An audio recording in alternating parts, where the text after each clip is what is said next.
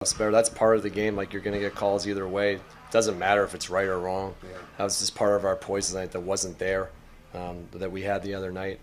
Got to grow and get better. Coach, one stat that sticks out is that the Blazers had 101 field goal attempts and the Wizards only had 83. What do you think accounted for that discrepancy? Offensive rebounds and turnovers. Those are, when you lose the possession game like that and that by many shots, it's hard to win. It's amazing that we actually kept that game close, but that's hard to overcome when you have that type of stat.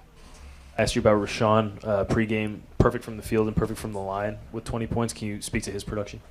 He's been great. This is what he's been doing since he's been starting the lineup. He's been terrific, anchoring our defense, obviously finishing around the rim you're seeing, but he had a good one tonight. They went small, so we went smaller to match up, and we needed to score a little bit at the end, but he played a good game. Rebounding struggles, what did you think about Tristan in that area? Some good, some bad. It was everybody, though, not just him. That was our whole team. Too many second chance points, too many offensive rebounds. When we made our run in the second quarter, we really limited to them, but the game was too many. Was it poor boxing out, like ball watching? What did you see that led to those? Probably a little bit of everything, yeah. And then what happened on that call with the technical call with Marcus Slade? It was unfair. Not quite sure. I didn't quite see it, to be honest, but we got to have better poise in those situations. Hey, Coach. Can I get some of your thoughts on the young defenders and their ability to hang with the quick twitch guards like Sharp, Simon, Scoot? Our guys you're talking about? Yeah. Yeah, I thought we were okay on them. Those guys made some tough shots, so I think we did okay on them. But, again, too many second chance points was really the killer for us. And how comfortable are you with how many sets Bilal spending in the corner? Do you want to see him more involved, or is that by design? He's been involved a lot this year. Tonight's game was a little bit different rhythm, but he's been handling the ball quite a bit. We've put him in a lot of actions. We're integrating new guys to our team and learning our chemistry, but he's been good. Can you speak to just now after tonight, Richaun Holmes' just growth over the season? Obviously, he didn't play as much in the beginning, but now it seems like he's gotten really involved recently. Can you just speak on both ends? This is what he did last year. It's not much of a change. Like, this is what he's capable of. He kept himself ready. Was not in the rotation for a long time. So big credit to him for keeping himself sharp, his body and mind, and he's been producing since he's been there. So it's great. One more. Sorry, last one. And Vucevic entered the rotation around this time last year too. Yeah. What kind of strides have you seen out of him as a defender? Much better. Like, he's understanding our concepts, our schemes. His communication's gotten better. A lot of growth in that area. So with focus, that's just kind of, what I do, what I try to do going in, just play with the same amount of energy, try to be active defensively. And, Clint, he's tough, man. He's tough. He's going to be good in this league for a while. So I enjoyed the matchup. Richaun, obviously you had a really good shooting night tonight. Do you think that you've gotten better over the past couple of years, just in general, in that end of the floor? Obviously, you're known as a defensive player, but do you think you can really bring that nightly now? I think, that's really normally what I do. I think people are getting adjusted to seeing me on the floor again and things of that sort. But it's really what I do. I feel like playing off my teammates, they do great. They do a great job of dumping the ball off. I try to find open spaces and just getting more comfortable with these guys. I definitely think that chemistry is coming in, and they know where to find me. I know where to screen for them. So it just keeps getting better and better. Do you feel do you feel better about your role now that you're playing more? Or do you feel like you still have room to grow as well? I always got room to grow. Always, man. It's looking to get better on defense, on the defensive end as well as the offensive end. So a lot of room to grow. Just want to keep going out there doing the best I can to help the team win and continue to get better. What do you look back on with this game and wish that you guys had done better? Portland's a tough team. I just wish we kind of did a better job of holding our poise, especially on offense down the stretch. Definitely rebounding the ball better, is one thing. But yeah, just kind of having to match their physicality. They're very physical, play very, very hard. And, I just feel like we did a good job matching it for the most part, but I just think we lost our poise down the stretch a little bit. And as a veteran on this team, what's it been like with Marcus and Chris kind of getting into the mix? Oh, man, it's been great. Those two guys I've been looking at around the league, been on winning teams. Chris is a champion, So it's great to have that in the locker room, have that experience, as well as guys who are still getting after it, playing hard whenever they step out there. It's a great example for our young guys, me as well. Hey, Richaun. This is not your first time on a rebuilding team. You were in a similar situation in Philly for a little bit there. What lessons did you learn in that stretch, and how have you brought them here to Washington? I think just the main thing is how hard you got to compete in this league. I think when I was in Philly, that's one thing we kind of learned, and how hard it is to win. Excuse me. The difference between winning and losing is so slight, and we see that on a night in, night out basis. So I think that's just the main thing. How hard you have to compete every possession. Got to take it. Can't take a possession off, and just continue to pound away at it like that. On that note about competing, have you been instilling that into the rookies on the team? Have you been kind of taking them under your wing and teaching them what it's like to compete? I mean, these some competitive guys coming in. Honestly, I just think me personally, just kind of telling them where the right spots to be at. Letting them know where to be on defense, offense. Just kind of more the technical things in the NBA. But those guys bring the compete every night. So. Yeah. I'm curious what you think about them as a unit, Alex, Bub, and Keyshawn. Are there any? I don't want to ask you if there are any players you would compare them to, but what do you see from them in their early stages in their career? I honestly see a special trio. I think I said something about it earlier in the year when it first started. Just special trio in DC. You don't see guys that come in ready to play, ready to compete like that right away. Have an NBA skill set. Things that they can bring to the court. Tangible things. Also want to get better every single day. They the first ones in the gym, last ones to leave. So. I mean, it's just a great group of rookies, and I think they're going to be great players in this league for years to come. I think it's maybe fair to say you're an undersized center, and there are a couple guys on like the team. that, man. Sorry, no offense to Ted. You're not undersized compared to anyone else in the world. Yeah, I get it. Cleaning, he's 7'2", man, so I get it. I get it. But there are guys on the team, the younger guys, who play above their size, so to speak, like Bub Carrington. Do you see that kind of same chip on your shoulder that you have, being undersized for your position, and some of the other players on the team? Oh, man, absolutely. Bub comes in with a chip on his shoulder. I think that you can see. He wants to get in there, do the dirty work, rebound, and, do the things that's going to help us win, the little things. So he's very, very tough, has a huge chip on his shoulder, and definitely reminds me a lot of myself. Hi, Richaun Holmes with Double Tech Sports. So you spoke on growth a little bit. What have you been working on in your game recently, and did you see any of that progress tonight?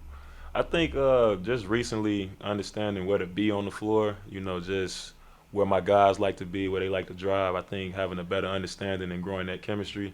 And it's definitely coming to fruition. Like I said, they know where to find me. I kind of know the angles to screen for them, where they want to see me at, where they want to dump the ball off. And we just been building over the last few games, and hopefully it keeps getting better. Richaun, you had a great game in the paint early on. Like when you went back to the bench, how crucial was it to just stay hot even when you weren't in the game? I mean, yeah, that's something I always try to focus on. You see me over on the sidelines, running back and forth, trying to stay loose.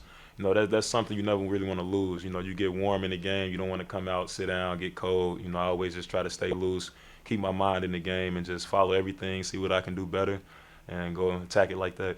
We didn't really set the tone like we wanted to play very hard today, and you could see that kind of in our communication. You could see that on the glass, and you could see that also on the offensive end of the floor, the way we turn the ball over. And when you set a tone like that to start the game, it's kind of hard to flip the script, and we just didn't have it. To start tonight, there were definitely flashes where we played much harder, but we're not a team that can afford to come out flat. Corey, can you speak to Richaun Holmes' contributions, not just tonight, but just the whole season, really contributing on the floor in limited minutes, and also what he brings to the locker room? He's unbelievable. The professionalism, the maturity to, be basically sitting on the bench and have a ton of DMPs in a row when it's not necessarily his fault, and to come out and maybe takes one game to get in shape, and then all of a sudden he's dominating on the glass. Made all his free throws tonight. Didn't miss a shot. He's plus 12. Like, the motor that he brings and the intensity that he has is something that everybody on our roster can learn from, especially when he's been in the league as long as he has. There's no excuse for us not to bring it just like he does. Hey, Corey. When you're hot in the fourth quarter like you were, how much restraint does it take to make a play and not just chuck the ball as soon as it touches your fingertips? Say it again? How much restraint does it take to actually make a play in the fourth when you're hot? Oh, it doesn't. I mean, that's the way that the game goes, and that's kind of what I'm wired to do. And I was proud of the way I made plays tonight and got to the rim. I missed a ton of layups, and that's unacceptable. I usually finish the ball a lot better around the rim, and tonight I didn't. And it could have been a much bigger game for me than it was, just because of that. But I was proud of the way that I attacked the paint. Obviously made a bunch of shots, and when I got to go in the fourth quarter like that, it's easy to let it fly and see the ball go in. Sure. And as the longest tenured Wizard on the team, is there any additional pressure to take the team home in the clutch? No. We kind of are starting to figure out how to close games out, and we tend to do it by committee. Obviously, we have guys who handle the ball more than others, but it's been Jordan some nights, it's been Bilal some nights, it's Chris some nights. Those guys are all wired to do what they do in the clutch and do what they do down the stretch. And now that we're competing in more of these games, I expect our end of game stuff to get sharper and sharper. What was it like catching up with Denny? Oh, it's the best. I miss him. I love that guy. There's so much that he brought to our locker room that made him an amazing teammate, an amazing friend. And I know he's doing really well in Portland. He's having a hell of a year. It was unfortunate for him to go out so quickly tonight in his return here. But it's been a blast watching him play. It's been a blast watching him grow and see how he grew here and how he's doing in Portland as well. Super happy for him, and it's awesome having him back. And what have Marcus and Chris brought to the defensive end as a duo? Yeah, I mean, maturity, toughness. You can literally see the game change when Marcus gets on the floor.